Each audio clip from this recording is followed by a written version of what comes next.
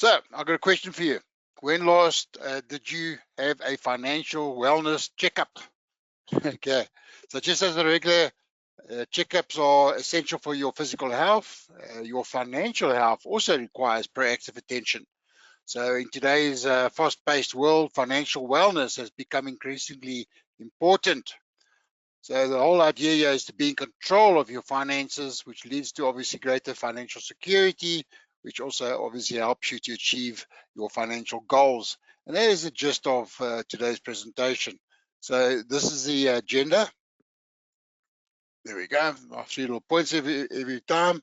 And we'll go through very quickly. But please join me. My name is Sean van den Berg. I'm an investment specialist at PSG Wealth, and hopefully we will be able to discuss some strategies that will help you improve your financial wellness. So just to kick things off, we usually use the term wellness in the context of physical health, as I said in my introduction. But how does that extend to your financials too? So to us, financial wellness means creating a holistic financial plan that allows you to reach goals in other areas of your life too. Obviously, this includes your call it personal development, your family, your physical health, as well as obviously your career. So your financial wellness is your ability to live a healthy financial life, and also it is the power to take control of your financial health now and into the future. So that is the context of today's webinar as such. So you can enhance your financial wellness by improving various aspects of your personal finances, and we have discussed these in past webinars. I know I'm repeating myself, and I know I sound like a broken record, but these principles stand the test of time. So going back 4 years, in 2020, a baseline survey on financial literacy in South Africa by the Human Sciences Research Council found that nearly half the adults, or 46%, surveyed tended to live for today rather than plan for the financial future. In addition, the survey found that 44% of adults are not actively saving for any financial goals. Now, that was quite scary. Okay, so while this would obviously point towards a strained economy, it can also speak to the lack of education about exactly how to save for a secure financial future. So in the spirit of this financial wellness, I'm going to discuss 3 key principles very briefly to help you develop financial goals that are hopefully aspirational, but yet attainable. Okay, so first of all, not everybody's a big picture looks the same. Okay, so everybody is different. So you know, depending on your individual challenges, your preferences, your goals, your view of financial success will look different to someone else's. So perhaps you want to own your own home one day, or you want to obviously tick off that big travel adventure overseas on your bucket list, or perhaps you just want to send your 3 children off to university, or you must just want to be knocking down that large debt. So all of us have different goals, as I say, what our financial success will look like. So whatever the case might be, and this is where a lot of it we're going to talk about today, lifestyle financial planning will depend on those and other individual goals. So to illustrate this, different financial goals, we can identify, first of all, what are the main life areas? We'll discuss, I'll show you just now a table of some of these things. Okay, so first of all, you need to identify the main life areas that matter most to you. And then secondly, you have to ask yourself, what are my goals within those areas? Then you consider your family structure. How does that look like? And then obviously also we look at things like, what are other limitations that you might be having? The better you can answer those kind of questions up front, the more effective your financial plan will be. Okay, so the second point, the second principle is things change depending on your stage of life. And as I said, the next slide, you'll see all these different factors, we call it factors that can affect you. So when you're just starting out in your career, for example, your main financial goal may be simply to cover your monthly expenses with your income. But as the years go by, you may want to focus on saving for deposit for buying your own home. If you decide to have a family, your priorities will shift again. As you look towards providing for your children and also obviously educating them. So further along the line, okay, you may be wondering what financial stability would look like when you want to retire, okay, and also what your succession plan will be for your estate when you're no longer around. So effective financial plan means considering when you considering where you are in life right now, and obviously where you're going. And last month we spoke about the need for financial advisors, and we're going to be touching on it a bit today. But just to think, I want you to have that in the back of your head, there is a place for a financial advisor in your life. Okay, so here's that table I was talking about. We call it a financial planning list. So so the idea here was, there's more than one factor that you need to include in your lifestyle planning.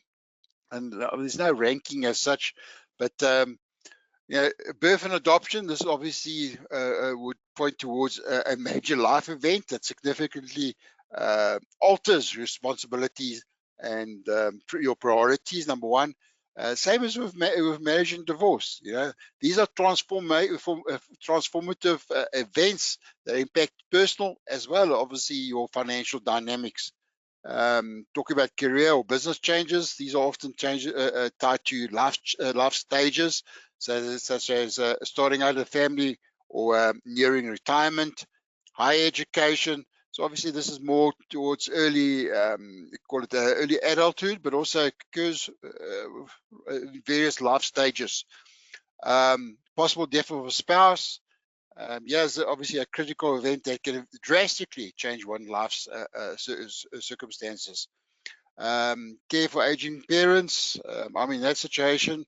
We call the sandwich generation. We've got young children still at home, and we also got our older parents we have to look at.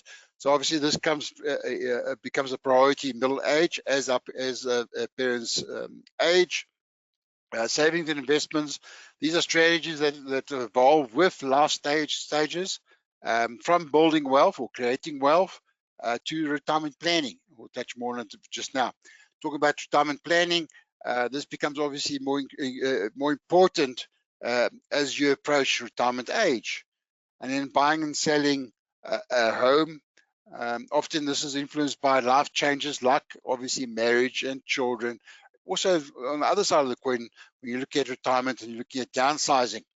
And then the succession planning and inheritances, this is again more towards later stages in life, for those that have built up substantial or significant assets as such. Estate administration, this again comes into play after a significant life event or passing of a loved one. Okay, and then lastly, their disability or illness. This life stage can occur at any stage, and obviously its impact is more pronounced later in life. And we have discussed this also in previous webinars. So as I say, the ranking doesn't really reflect how these factors can shift in importance, but obviously what's important is as you navigate through life, these different life stages, they become more and more important. I hope that makes sense. Okay, so let's talk about the third principle. Financial health impacts every area of your life. It goes far beyond just simple financial security. When we're financially secure, very important, we do feel a bit more confident, a bit more comfortable in our life as such. So what's also important is that you also feel more connected with our loved ones. We create more balance in our lives, and we might have more opportunities for resting or doing activities that inspire us. Also, we might be prioritizing more of our physical health and wellness as a priority. But all this results in increased motivation. And I think, the way I look at it is it's increased motivation. It's a positive knock-on effect for all areas of our life. And that's what I mean by, when I say all areas of life, it'd be also mental health, especially as we get older. And obviously it also has a knock-on effect with our family around us, at well-being with people around us. Okay. So let's talk more about a holistic approach to wellness and such. I touched on it just now, but what does it financial wellness mean? It's just it's a state of financial well-being. Okay, so you can comfortably manage your expenses, pay your debts, weather unexpected financial emergencies, and obviously plan for long-term financial goals such as building education funds and saving for retirement. Okay, so another way to define financial wellness is just that feeling of having financial security. It's just that I always say it's that sleep well at night factor, SWAN. It's an acronym, sleep well at night factor. So you have to worry about these things. So it's just having a financial security and that financial freedom of choice. Okay, so obviously in the present and also we're going to the future. Okay, so there's 4 principles we can talk about quickly. So the first 2 here is budgeting and debt. And again, as I say, I sound like a broken record. We have discussed this in previous webinars, but these 4 principles are very, very important, especially when it comes to financial wellness. So budgeting, as I've said before in previous webinars, I like the word more income and expenses statement, but just a personal choice. But creating and sticking to a budget lays the foundation, and that's what's important. That lays the foundation to build your financial well-being, number 1. And number 2, obviously it enables you to manage your day-to-day expenses, number 1. Number 2, prepares you to for financial emergencies. We'll touch on emergency fund just now. And also it obviously helps you plan for the future. So it just gives you that bit of some guidelines, you could call it that. And then debt, again, we have discussed in previous webinars, the importance of eliminating that high consumer debt, the credit card and those loans and things like that. And obviously, if you've got no debt, it just enhances your ability to save, invest, and accumulate wealth. And also saying that, if you want to, you can look at the other side of the thing is that if you're managing your debt, it helps you improve your credit score. And obviously this helps you get better interest rates for obviously things like home and car loans and other large purchases, if you want to look at it that way. So those are the first 2, budgeting and debt, the first 4 principles. Other 2, saving and investing. So yeah, again, we have touched on this also many times before. Saving and investing are critical for financial security and retiring comfortably. What's also important, short-term savings provide the liquidity to cover things like home maintenance or home repairs, things like holidays, and things like we'll call it other infrequent costs. While long-term investments will provide things that will grow in wealth, that will grow your wealth as such. And then what's also important here, managing risk, preserving wealth. We haven't really touched on this before in the past, but there's 2 things we always look at. Number 1, insurance policies. These things will obviously mitigate things to your exposure to catastrophes such as fires and floods, and also life insurance, obviously things like disability insurance, life-threatening illnesses. And another thing we have touched before many times, the importance of having that emergency fund between 3 and 6 months of living expenses. This will help you to avoid going into debt or going into your savings that are for investments. But the idea here is that you're planned for these emergencies. Okay, so those are 4 very important wellness principles, financial wellness principles. We talked about budgeting, we talked about debt or having no debt or managing debt, saving, investing, and managing risk.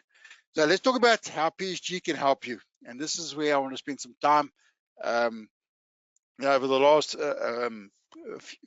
few years, PSG have created some call it multi-manager funds that will help you with your financial wellness objectives. But there's three things I just want to highlight quickly, which I think is compelling reasons why you should consider these funds. Number one, obviously, it's active management and the expertise of our team. And number two, obviously, the diversification and the lower volatility.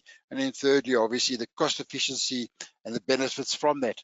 But there's three things that we're looking at, and I touched on it just now. We spoke about saving and investing. We want to be in a situation where our three main goals as such is to create wealth. Okay, we want to maximize the way that our money is working for us, so we can live more comfortably. So yes, I touched on it just now. We spoke about short term. The shorter your time horizon, the less risk you can take on. You put your money into a money market or income fund. In the medium term, if that's your goal, medium term, you may want to lean more towards cautious or stable fund. And long term, you can take on more risk. You can have more equity exposure. So maybe consider having things like a balanced fund or an equity fund. And you'll see some examples next. So that's your first real goal, is to create that wealth, and it's depending on your time horizon. And also what's important is to save like crazy for retirement. The idea is that we should all be planning for retirement, or we should be doing this. We should be saving for retirement. Even if the very first day you start working, you should start contributing to your retirement. I've spoken before, so in previous webinars, the earlier you start, the more you can take advantage of the magical compounding. But some of us, and this is where it happens later in life, we wake up and we find out we haven't saved enough.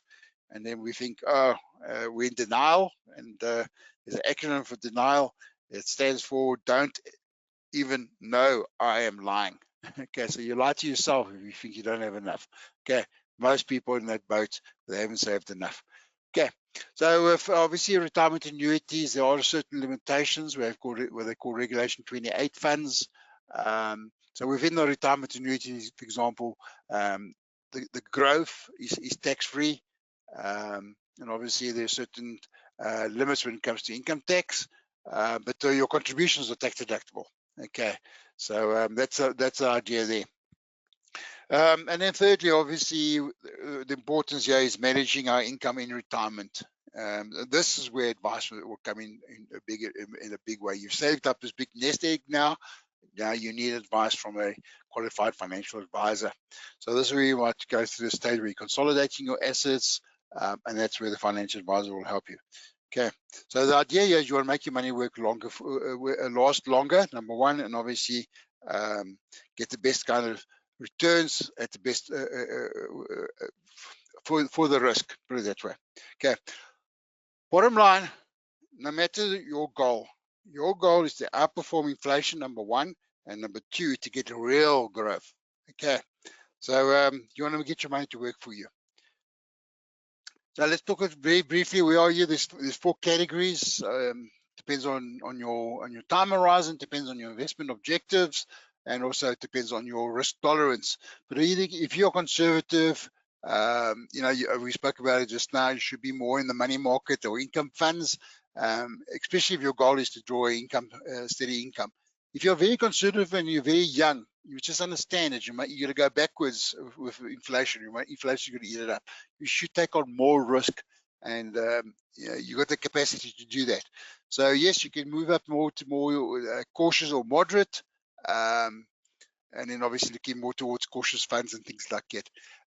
Moderate funds, so you're looking at if you're more moderate from a risk point of view, you look at balanced funds, and if you're very aggressive, you like to take on risk, but you don't need the cash right now. Obviously, you've got a longer time horizon. You take on the equity funds. So I want to introduce to you what we call the multi-manager fund of funds. As I said just now, we have a professional fund manager, Dr. Adrian Pask. He's our chief investment officer that leads our multi-manager funds. The idea here is we have a team that implements the fund's investment strategy, and their goal is to adjust and rebalance and make all the important investment decisions on your behalf. So a lot of problems. The problem with a lot of our clients is they go for the big brands, these big brands or the funds that are managing funds on behalf of the pension funds and the large unit trusts.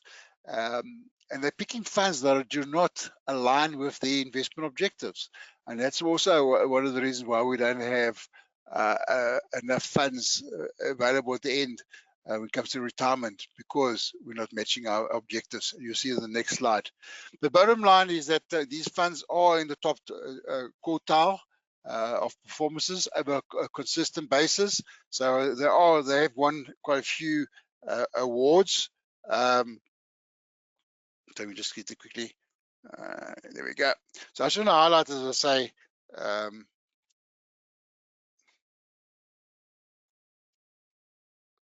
the multi-manager funds, the funds of funds. And I want to highlight four of them for you quickly.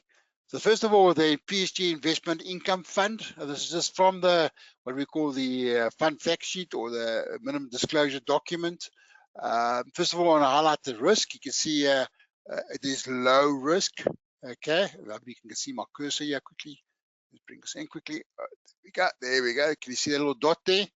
Okay, there we are. Low risk. Why? You can see what they mainly invested in. 64% of his funds in bonds, and then some 24% is in cash. So this is, as I say, low risk, but obviously understand that also you're not going to be shooting your lights out. You're going to be beating inflation in the short term, but not over the long term. So that's, if you click on this little link here, you'll be able to find the fund fact sheet. Just moving up on the risk scale now. This is our cautious fund. You see a slightly bit higher growth, but also we're still in that low risk scenario. You see also now we've a bit changed. We moved from 64% bonds, we're down to only 41%, but now we've got some more equity exposure. So it's a split. So a lot of people go for these cautious funds because it's a nice little split, 40% equity, 40% in bonds, and then you've got some in cash. Again, if you click on that little link there, cautious, it'll give you the more information on the fund fact sheet. Okay, and then we move up a bit higher again to the what we call the growth fund. You see now we're moving to more moderate risk profile. Again, you can see from a asset allocation, we're still heavily involved in equities. Now we're 72% equities, some bonds and some cash. Okay, but it's more skewed towards equity, hence the higher risk. Okay, higher risk compared to the cautious fund. And the last one I just want to touch on very briefly is that the opportunity equity fund. This is purely equity, 94% equity, hence high risk. But the point I'm trying to make here is that all these funds is there designed to meet your objectives. So it depends on your investment objectives, also depends on your risk appetite. Okay, so this is quickly comparing these funds. So this is the income fund. Until very recently, our income fund was outperforming its peers. Okay, so you can see we're still in the top 4 there and doing very well. Okay, I want to highlight the cautious fund. Look how that's far outperforming the peers. We're talking about 91, we're talking about Allen Gray's. So this is the stable funds. We're outperforming all the other stable funds. And then lastly, yeah, the growth fund, again, far outperforming its peers. Okay, so it gives you some idea the opportunity you have with these funds. Okay, so a quick summary. We spoke about the 3 principles of financial wellness. Not everybody's picture is the same. Things will depend or change depending on your lifestyle, your stage of life, and then obviously financial health impacts all areas of your life. We spoke about those 4 principles of financial wellness: budgeting, debt, saving and investing, and managing risk. Those are the 4 things you just have to learn about from a financial literacy point of view. Okay, so I know I've run out of time a bit. Let's see what kind of questions you guys have before we okay, let me go here quickly. Questions.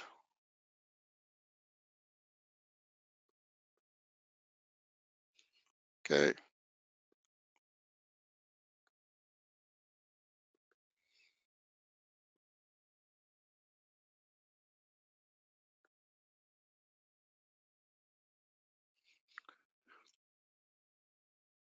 Any Sharia complaint options? Yes, Fikri. Let me just go back here quickly. Oop. Okay, sorry, I've only got PSG funds, but I know we do have two. Okay, what I can do is I can email them to you. Okay, there are two funds. I think it was a Cam something. I can't remember the name. But to answer your question, yes, we do have availability of Sharia compliant funds. Let me see what else is there. What other questions you have? In which fund should emergency funds be invested? Penny, yeah.